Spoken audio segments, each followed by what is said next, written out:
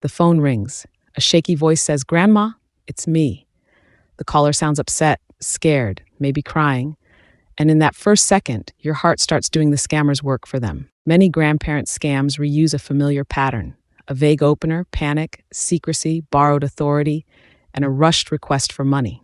Not every call uses every line, but the pressure pattern stays familiar. Today, we'll walk through that script line by line so you can recognize it in the first few seconds, and so can the people you love. And one calm response works across these versions.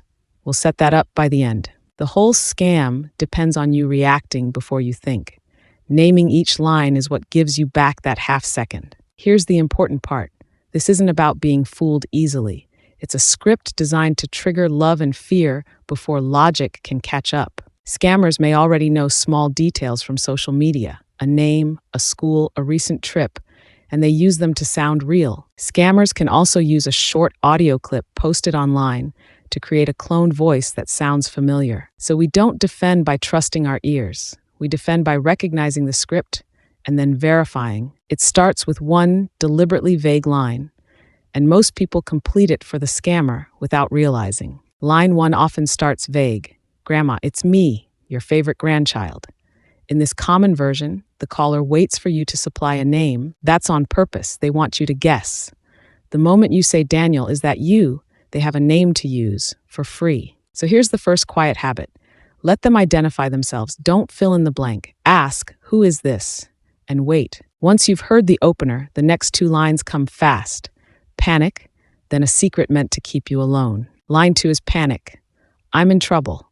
I've been in an accident," or "I've been arrested and I need help right now." The panic has a job: to start a clock in your chest, so you act before you check. Line 3 is the lock. "Please don't tell mom or dad," or "Don't tell anyone. I'm embarrassed." Secrecy isolates you.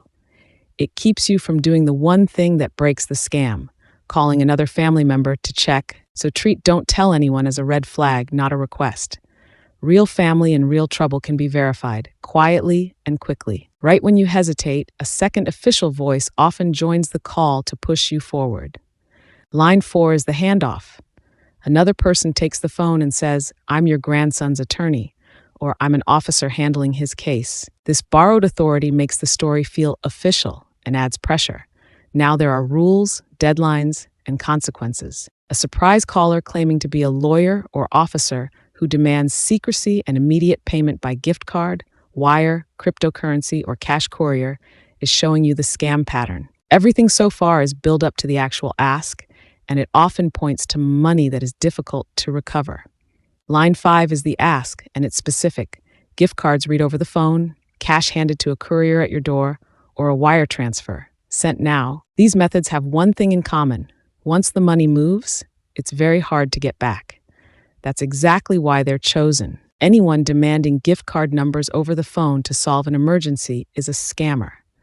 If that's the request, you already have your answer. And law enforcement, courts, and legitimate attorneys do not send a courier to your home to collect secret emergency cash. Here's the calm response that works no matter which line you're on, and it takes under a minute. Whatever they say, send no money and share no personal information. If your family has a code word, you can ask for it as an extra check, but never treat the answer as proof. Then hang up. You're allowed to end the call on anyone. The call ending is the scam losing. Call your family member, back yourself on the number you already have for them, not any number the caller gave you. If you can't reach them, call another family member to check. The secret the caller wanted you to keep is exactly the call you should make. The FTC recommends slowing down, ending the call, and calling your relative on a number you know is real.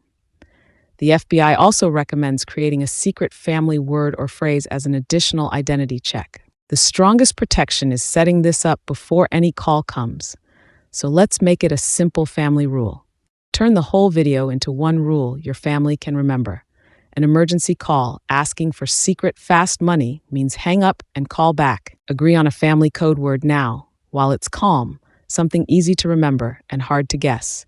Share it directly, preferably in person or on a verified call, not in a family group chat. And talk it through with the older adults in your family gently, as a shared habit, not a warning about them.